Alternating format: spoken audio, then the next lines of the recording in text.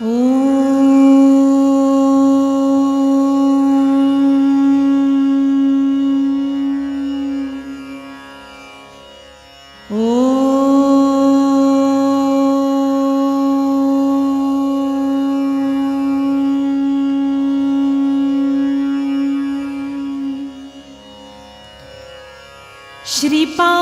श्रीवल्लभत्वं सदैव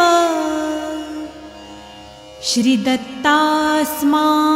पाहि देवाधिदेव। भावग्राह्यक्लेशहारिन् सुकीर्ते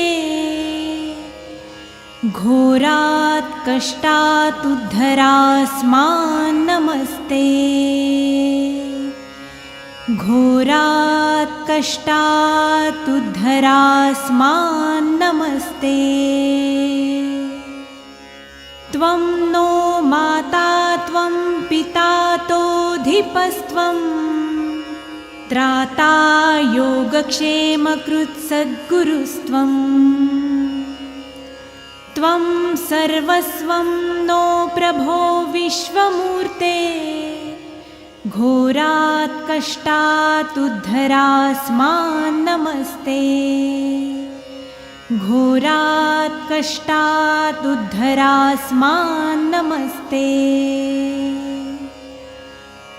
पापं तापं व्याधिमाधिं च दैन्यं भीतिं क्लेशं त्वं हराशु त्वदैन्यम्।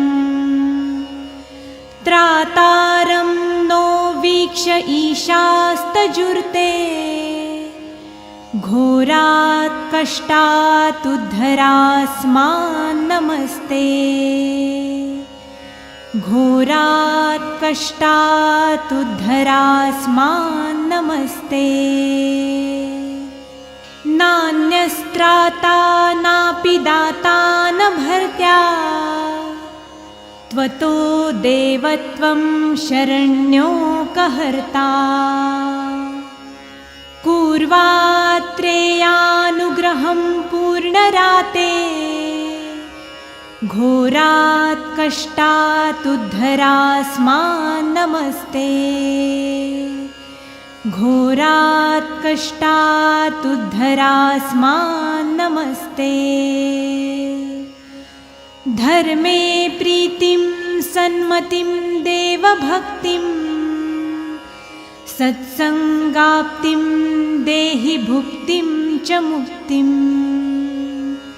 भावासक्तिं चाखिलानन्दमूर्ते घोरात् कष्टात् उद्धरास्मान् नमस्ते। घोरात् कष्टात् उद्धरास्मान् नमस्ते। श्लोकपञ्चकमेतद्यो लोकमङ्गलवर्धनम् प्रपठेन्नियतो भक्त्या स श्रीदत्तप्रियो भवेत्। इति श्रीमद्वासुदेवानन्दसरस्वती विरचितं घोरकष्टोद्धारणस्तोत्रं सम्पूर्णम्।